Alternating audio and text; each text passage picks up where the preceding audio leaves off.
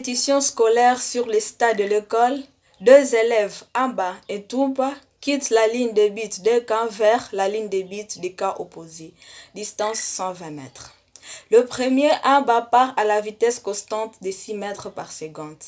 Bien qu'ayant pris un petit retard de 5 secondes, le second coureur, Tumba, arrive en même temps que le premier.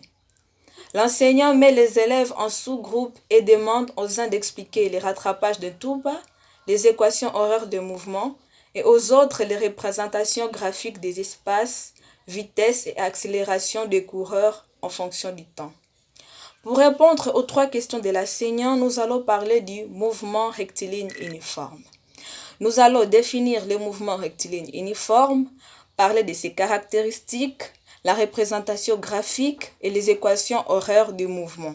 En conduisant une voiture, nous comprenons intuitivement ce qu'est une vitesse constante car il suffit de voir l'aiguille du compteur immobile à 55 km/h par exemple. Comment savoir de manière réfléchie que ce véhicule se déplace en mouvement rectiligne uniforme? La notion du mouvement est une notion relative, c'est-à-dire que le mouvement est toujours défini par rapport à quelque chose, une référence. Un corps est en mouvement lorsque la distance qui le sépare à un corps de référence varie au cours du temps. Le corps en mouvement est appelé mobile et l'ensemble des positions occupées par les mobiles au cours du temps est appelé trajectoire. Le mouvement est dit uniforme lorsque les mobiles parcourent des espaces égaux en des intervalles de temps égaux. La vitesse des mobiles notée V, c'est le quotient de la variation de l'espace parcouru par le mobile noté delta x par la durée de cette variation delta t. La vitesse est caractérisée premièrement par son module ou sa valeur absolue, constant et égal à la vitesse initiale à l'origine du mouvement. Deuxièmement, par sa direction correspondant à celle du mouvement. Et troisièmement, par son sens. Si celui-ci est le même que celui du mouvement, la vitesse est positive ou V supérieure à 0. S'il est opposé à celui du mouvement, la vitesse est négative ou V inférieure à 0. Nous allons maintenant parler de la représentation graphique et équation horaire du mouvement rectiligne uniforme. Nous allons premièrement parler de l'espace parcouru du mobile à mouvement rectiligne uniforme. Cet espace est proportionnel au temps de parcours, x égale à v multiplié par t.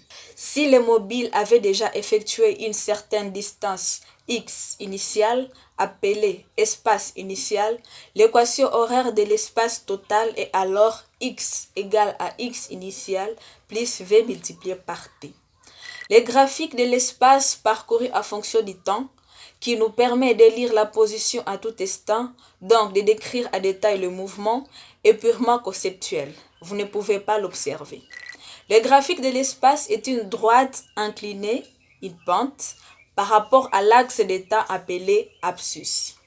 Plus le mobile est rapide, plus sa vitesse est grande et plus sa pente est forte, c'est-à-dire redressée. Deuxièmement, nous allons parler de la vitesse du mobile en mouvement rectiligne uniforme.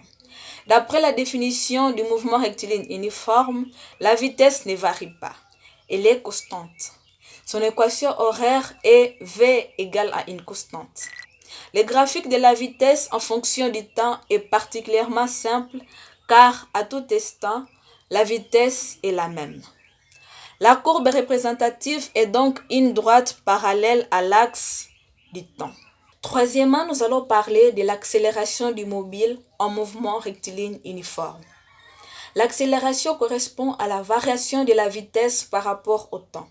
Cette dernière étant constante dans le mouvement rectiligne uniforme, alors sa variation est nulle. L'accélération est donc nulle, a égale à 0.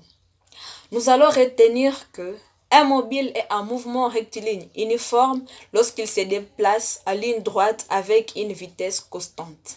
C'est-à-dire que la valeur, la direction et le sens de la vitesse restent échangés et une accélération nulle. Avec comme équation horaire x égale à v multiplié par t plus x initial. V égale à une constante et a égale à 0. Et nous pouvons avoir la représentation du mouvement à l'aide des graphiques. Je vous remercie.